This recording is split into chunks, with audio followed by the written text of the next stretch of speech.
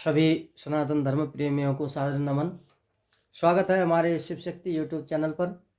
मित्रों, आज हम बहुत दिन के बाद मंगल द्वितीय भाव में कैसा फल देता है किसी भी जातक जातिका के जीवन में, इसके बारे में चर्चा कर रहे हैं। तो यदि किसी भी जातक जातिका के जीवन में उनके लग्न कुंडली में मंगल द्वितीय भाव में यानी कि इस भाव में, यह द्वितीय भाव हुआ, प्रथम भाव लग्न यह हुआ, इससे एंटी क्लॉकवाइज हम जब आगे बढ़ेंगे तो प्रथम भाव यह हुआ लग्न भाव, द्वितीय भाव, तृतीय, चतुर्थ, पंचम, षष्टम, सप्तम, अष्टम, नवम, दशम, एकादश एवं द्वादश भाव हुए। तो आज हम चर्चा कर रहे हैं मंगल देव यानी द्वितीय भाव में हो तो जातक जातिकाओं के जीवन में कैसा प्रभाव पड़ेगा, इसके बारे में चर्चा करते हैं। तो यह द्वितीय भाव जो है धन का भाव है। मंगल अगर यहाँ बैठेंगे तो मंगल के दृष्टि किस किस घर पर पड़ेगी, पहले यह जानकारी दे देते हैं। मंगल देव यहाँ पर होने से मंगल की पहली दृष्टि जो है चतुर्थ भाव में, यानी कि यहाँ से चतुर्थ भाव चौथे स्थान पर 1 2 3 4 यानी कि इस भाव में यह पंचम भाव हुआ। पंचम भाव यानी कि विद्या का भाव, संतान का भाव, प्रेम का भाव, लॉटरी का भाव हुआ। और दूसरी दृष्टि होती है सप्तम स्थान पे, यहाँ से सप्तम यानी कि 1 2 3 4 5 6 7 सप्तम दृष्टि, सातवीं दृष्टि यहाँ पे, यानी कि यह भाव है अष्टम भाव है। अष्टम भाव यानी कि इसको आय का भाव भी, आयु का भाव, मृत्यु का भाव, डीप रिसर्च का भाव माना जाता है यह।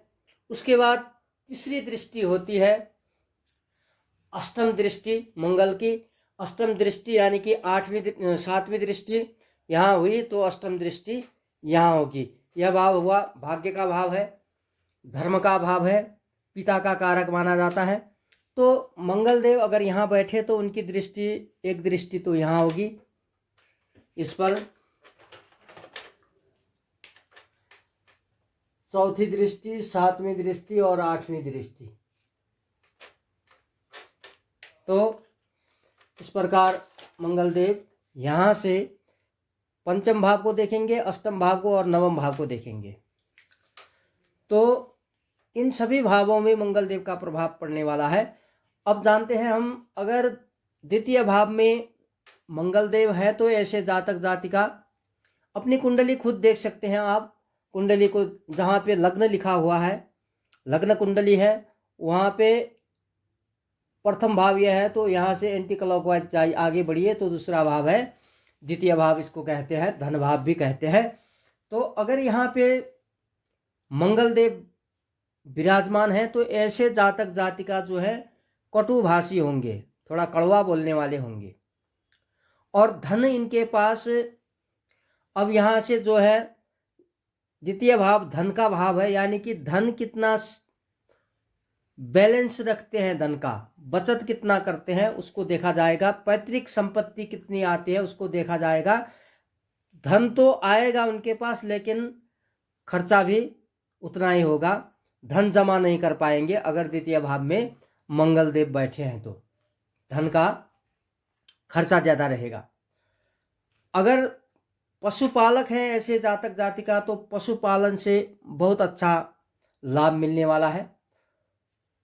साथ ही साथ इसमें अगर द्वितीय भाव में मंगल देव हो तो ऐसे जातक जातिका जो है कुटुंबों के साथ अनबन रहती है, बनती नहीं है, धर्म के प्रेमी होते हैं। नेत्र और कर्ण से संबंधित समस्याएं, आँखों और कानों से संबंधित समस्याएं जीवन में जरूर देखने को मिलेंगी। कटु तिक्त रस प्रिय होंगे तो इनको जो है थोड़ा मसालेदार, चटपटा ऐसा भोजन प्रिय लगेगा। अगर ऐसे जातक जातिका बोलने पर सावधानी के साथ बोलें तो इन्हें बहुत अच्छा फल देगा मंगल। परिवार के साथ मतभेद रहेगा, संतानों को लेकर परेशानी आ सकती है जीवन में। द्वितीय भाव का मंगल, एक खास बात यह है कि द्वितीय भाव के मंगल जैसे करनी वैसी भरनी, अर्थात अगर आप किसी के साथ बुरा करोगे तो आपके साथ भी जरूर बुरा होगा, अगर आप किसी की भलाई करेंगे तो आपके साथ भी अच्छा जरूर होगा, यह देखने को मिलेगा।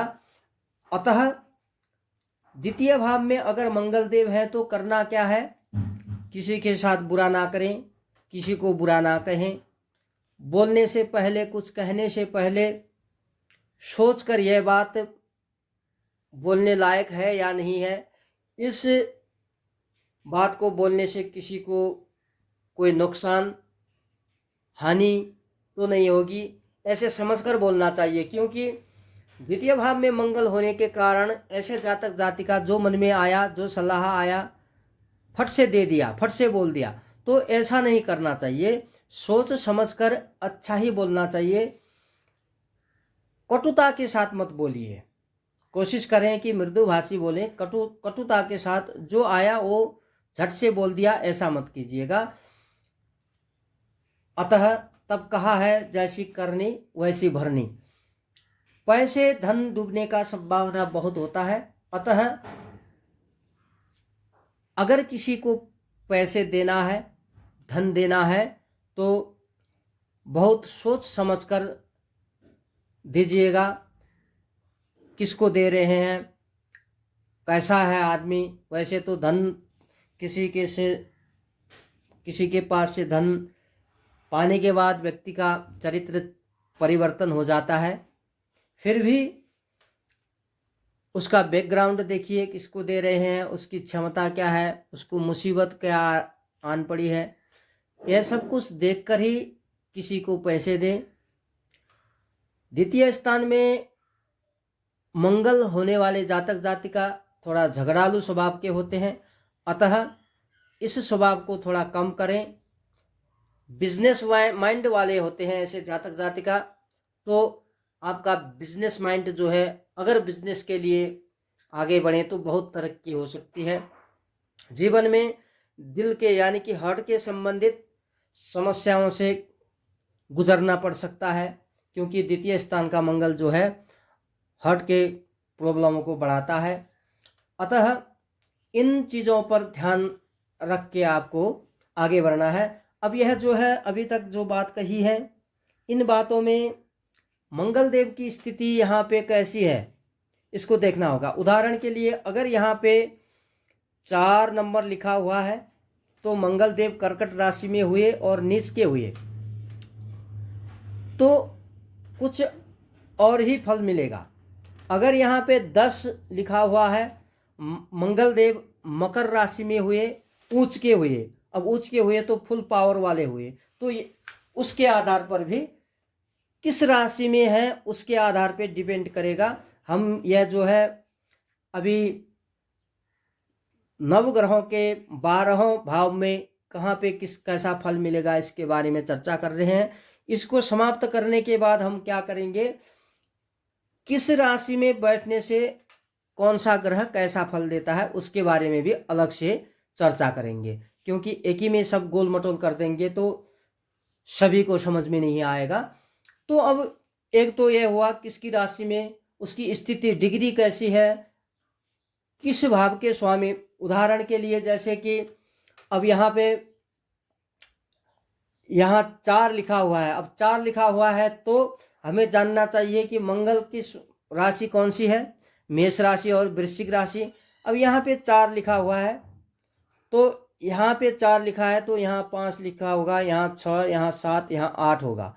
तो मंगल देव 6ठे भाव के स्वामी होकर यहाँ बैठे, एक तो यह हुआ। दूसरा कौन सा होगा, अब यहाँ से एक मेष राशि पहली राशि है तो यहाँ 4 लिखा होगा तो यहाँ 3, यहाँ 2, यहाँ 1, तो 11वें भाव और 6ठे भाव के स्वामी होंगे मंगल देव। तो कहाँ बैठे हैं, द्वितीय भाव में बैठे हैं। इस प्रकार किस भाव के स्वामी हैं, किसकी राशि पर बैठे हैं, किसकी राशि, अभी हमने कर्कट राशि यानी कि चंद्रमा की राशि पर बैठे हैं, किसके साथ बैठे हैं, कोई अच्छा योग बना रहे हैं, कोई खराब योग बना रहे हैं।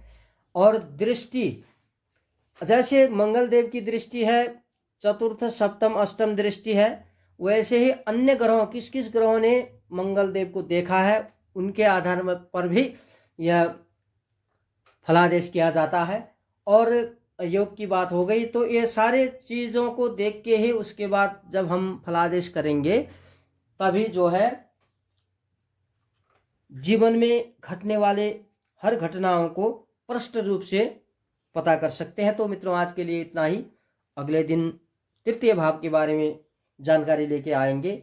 जय सिया राम, हर हर महादेव, ओम नमः शिवाय।